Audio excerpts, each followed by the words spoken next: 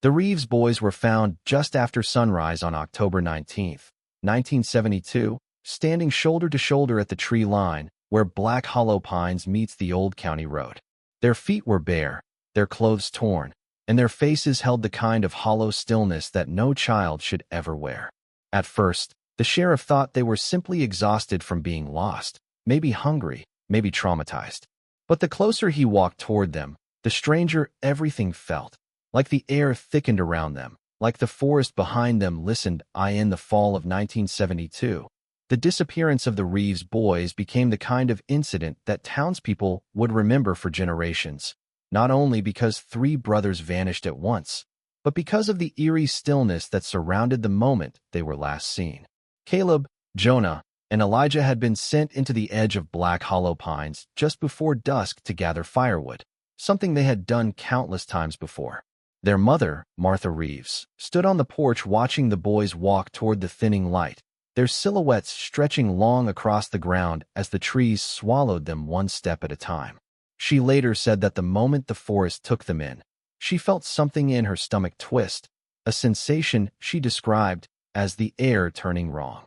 What made her even more uneasy was the strange whistling drifting out from the pines, a sound she had heard a few times before, but never this close.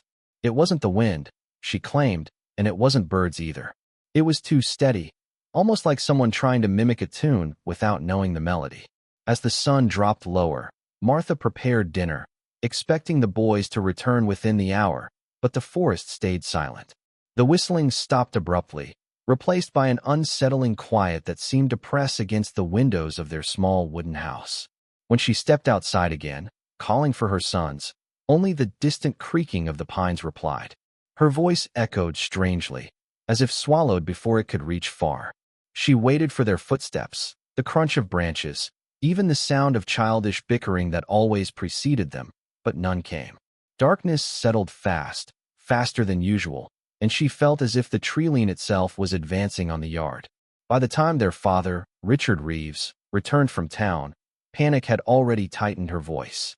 Neighbors joined within minutes, bringing lanterns, flashlights, and rifles, though no one admitted out loud what they feared.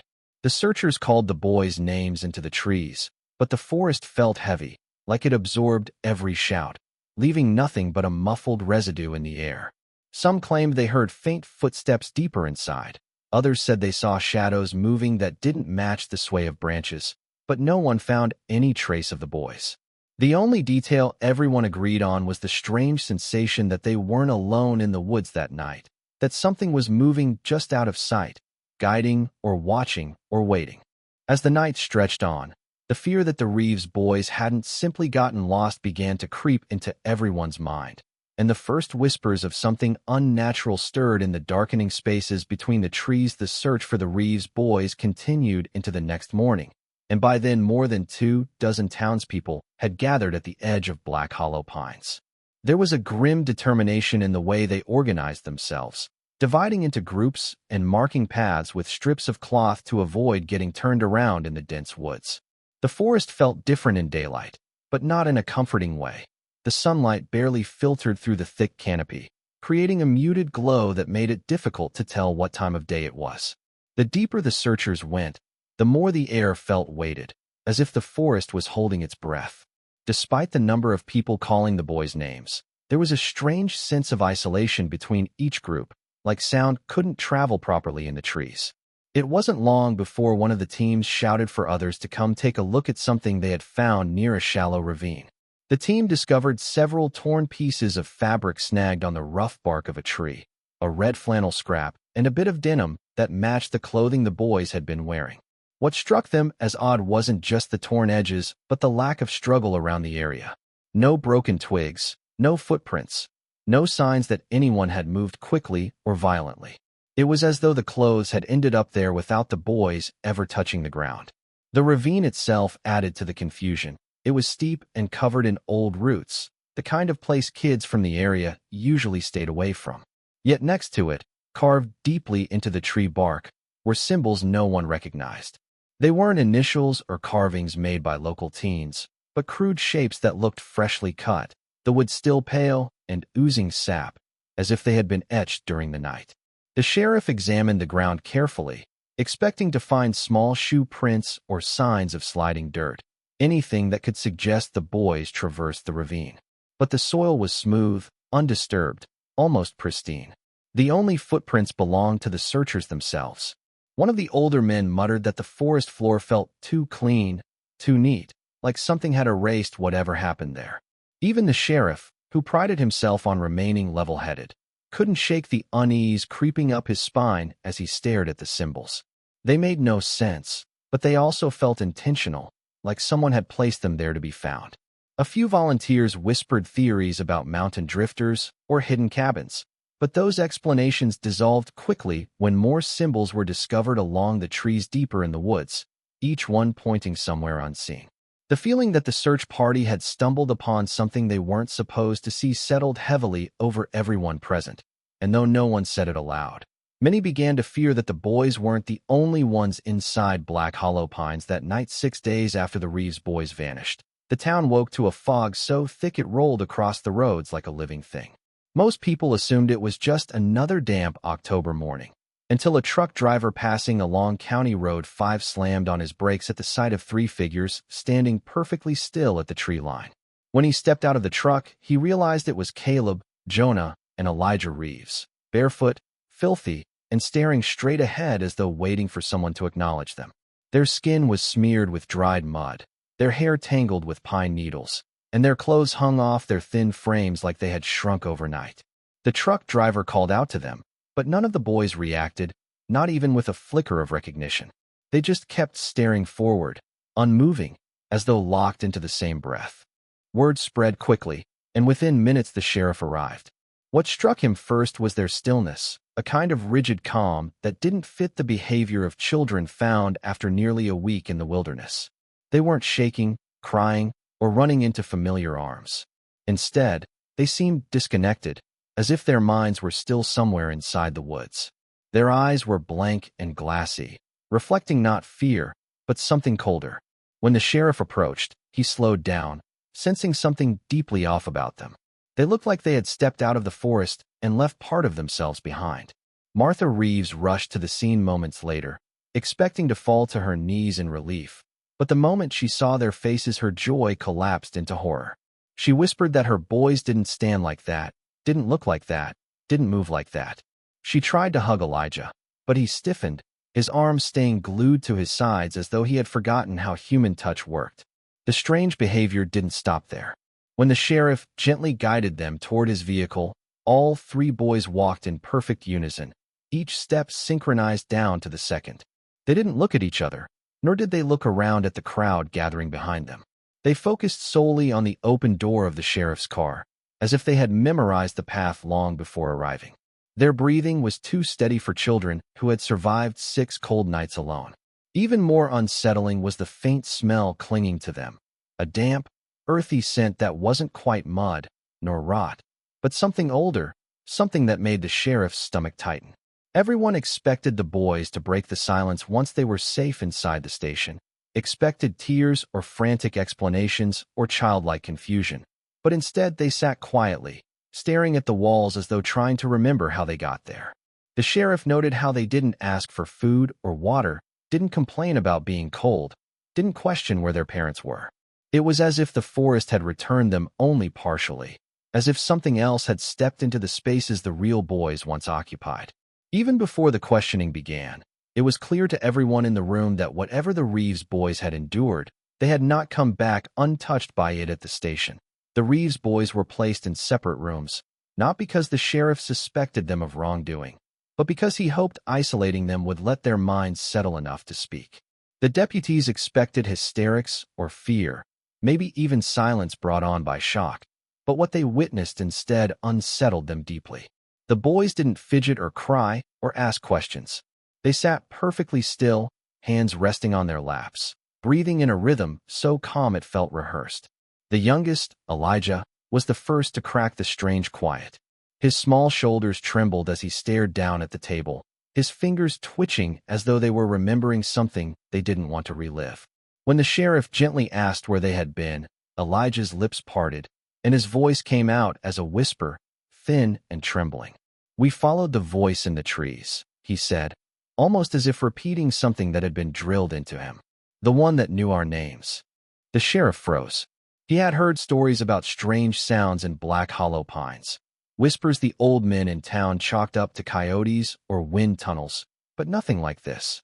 He asked Elijah what he meant, trying to coax him into clarity, but the boy only grew more distressed.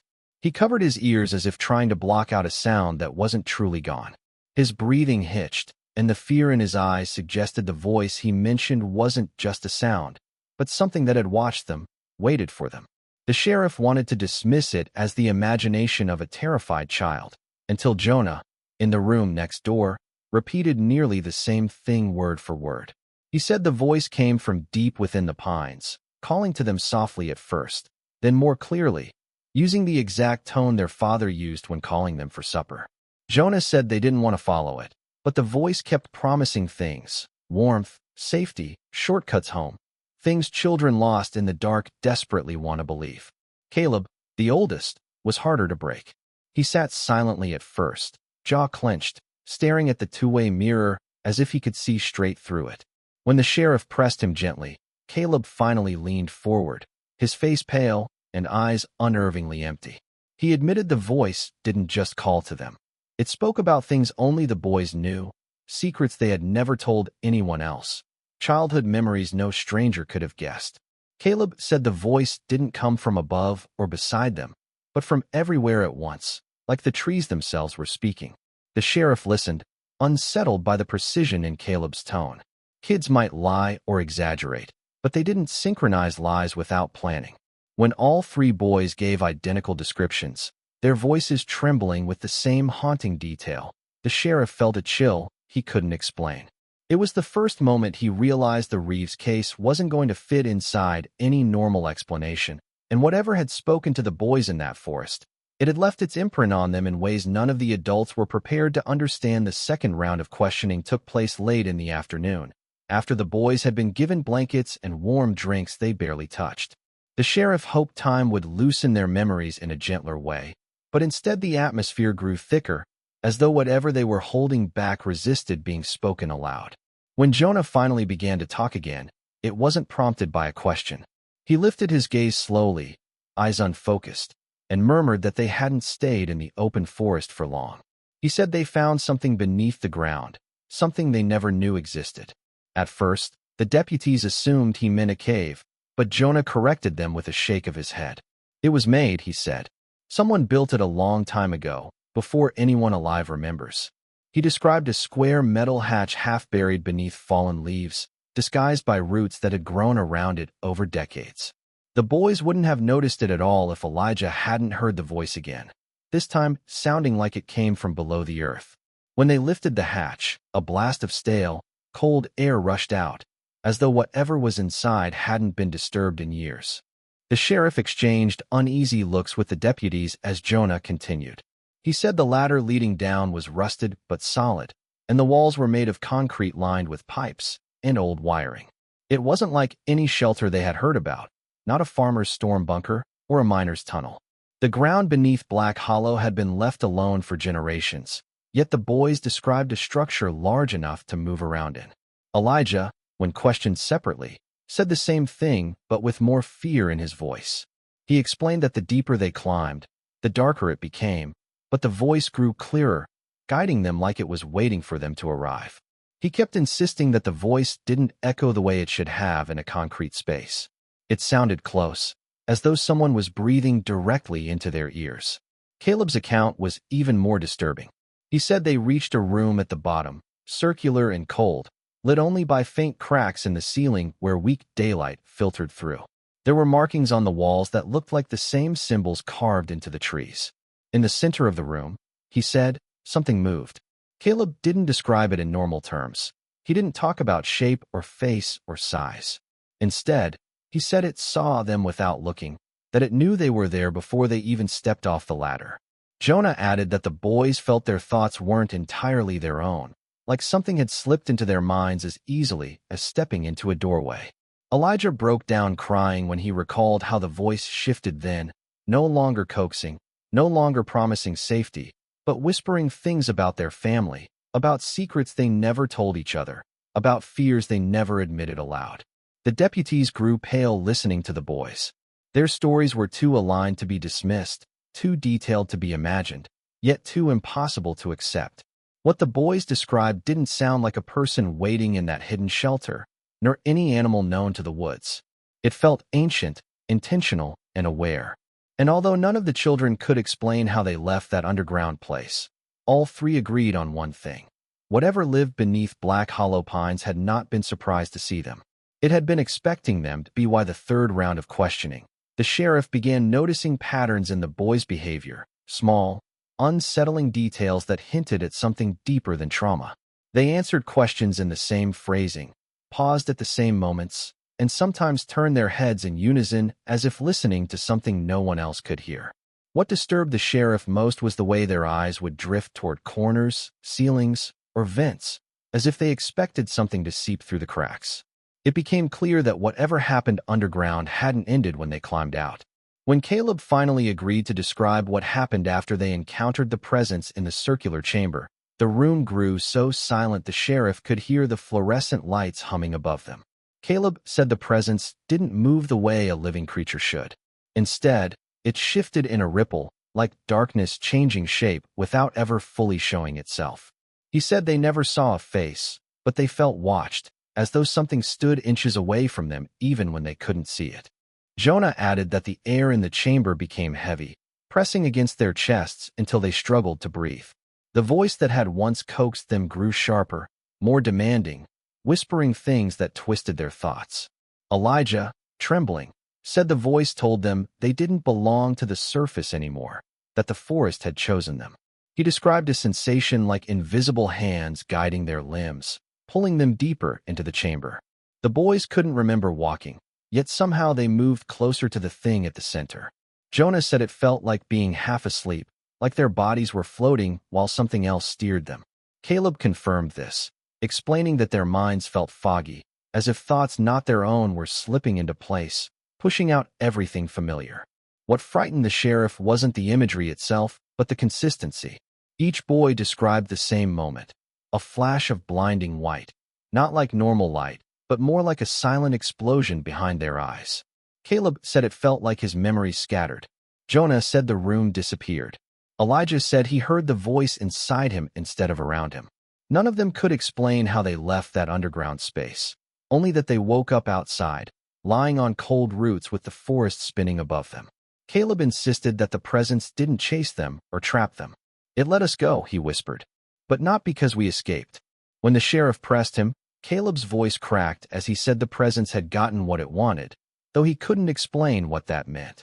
Elijah then added that when they climbed out, the hatch was already closed, as if someone, or something, had sealed it behind them. The boys kept repeating that they weren't alone when they came out, that something followed them through the trees all the way to the roadside where they were found, not walking beside them, but moving inside the silence between their steps. By the time the boys finished speaking, even the most skeptical deputies felt the hair rise on the back of their necks. The boys weren't just recounting a frightening encounter. They were describing a bond that hadn't broken when they left the underground chamber. Something had crossed the threshold with them, and whatever it was, it hadn't finished its work. The sheriff tried to keep the investigation grounded in reality, but by the fourth day with the boys back in town, it was becoming impossible. Their behavior grew more erratic, and yet strangely synchronized. At night, all three of them woke at the exact same minute, their eyes snapping open as if responding to an unseen signal. Deputies stationed near their rooms swore they heard whispering, but when they checked, the boys sat upright in complete silence, staring at the corners where shadows pooled. Doctors brought in from neighboring counties examined them, expecting malnutrition, infection, or neurological trauma, but the tests came back normal. Too normal, as if their bodies hadn't endured 6 nights of cold, hunger, or exposure. Their vital signs were steady, their temperatures identical down to the decimal point, and their pupils reacted perfectly to light, even when their expressions remained lifeless. What unsettled the medical staff most was that the boys never reacted to pain. Needles, lights, or prodding produced no flinch, no recoil. It was as though whatever governed their instincts had been erased. In the midst of these examinations, the boys began revealing fragments of memory that should not have belonged to them. Caleb mentioned details about old mine shafts abandoned before he was born, describing their layouts with precise accuracy. Jonah spoke about settlers who had lived in the region centuries earlier, recounting names and events that didn't exist in any of the schoolbooks he had access to. Elijah, who was only 8, recited a string of words in a language no one recognized, his voice flat and hollow, as if he was reciting something that had been whispering inside him. Each time the sheriff asked where they learned these things, the boys responded with the same chilling phrase, "It told us." No one had to ask what it meant, because the boys' tone made it clear they weren't referring to a person. As the days passed, strange occurrences began happening around the station. Lights flickered whenever one of the boys entered a room. Radios crackled with static even when turned off. One deputy swore he heard footsteps behind him, but when he turned, the hallway was empty. Another claimed he saw a shadow that didn't match anyone present, lingering too long before slipping around a corner. Speculation spread among the staff, some whispering about the underground chamber, others about the carvings on the trees. A few began to believe that whatever the boys encountered hadn't just affected them. It had attached itself to them, using them as anchors to rise from its buried place. The turning point came late one night, when Jonah slipped out of his room without making a sound.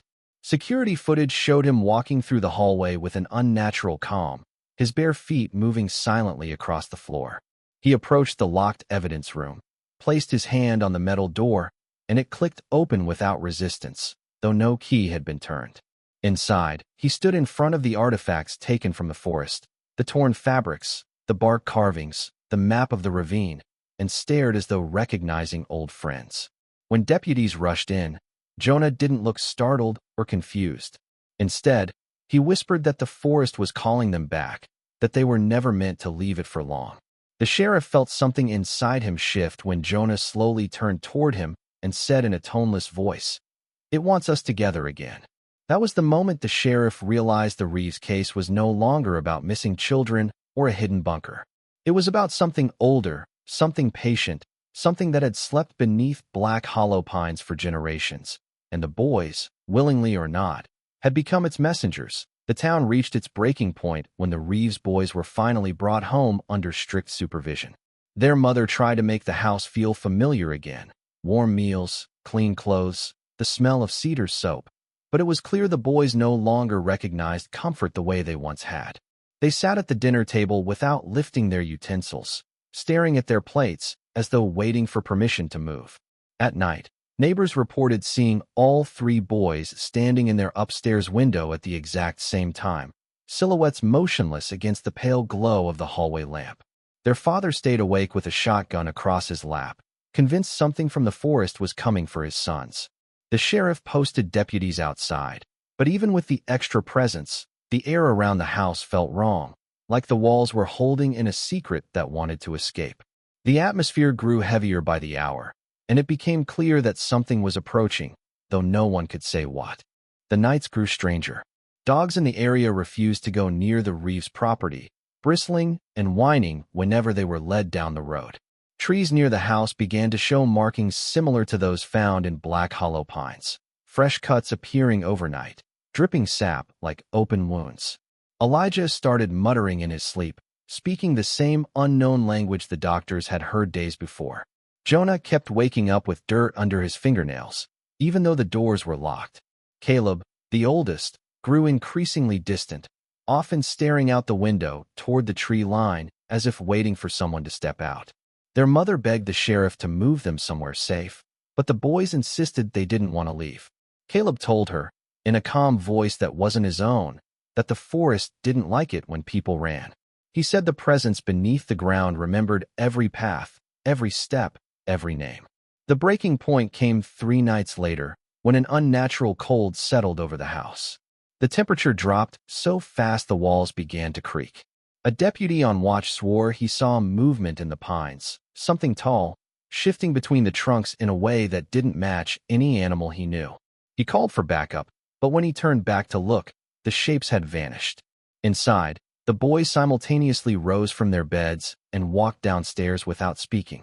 Jonah unlocked the front door without touching it, the latch sliding open smoothly on its own, and the three of them stepped out into the yard wearing nothing but their thin nightclothes. Their parents and the deputies rushed in after them, but the boys didn't turn back. They walked toward the woods as if answering a summons older than memory. When the sheriff grabbed Caleb's arm, the boy stopped, but only for a moment, his expression empty as he whispered that they couldn't fight what was already inside them. Then, just before the boys reached the tree line, the forest went silent, completely and unnaturally still. No insects, no wind, no distant rustling. It was as if the woods were holding their breath, waiting. The boys looked back only once, their eyes dark and unreadable, and each of them mouthed the same word without speaking it aloud, a word none of the adults recognized but felt in their bones. Before anyone could react, the boys vanished into the pines, swallowed by the darkness with no sound of footsteps, no snapping of twigs, no sign of movement. The deputies searched until dawn, calling their names until their voices were hoarse, but the forest gave nothing back, not a footprint, not a trail, not even an echo. By sunrise, the truth settled over everyone like a weight they couldn't shake. The Reeves boys hadn't simply run away.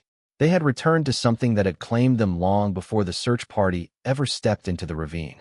And somewhere beneath black hollow pines, in the cold chamber no one could locate again, the presence that had touched their minds was no longer sleeping.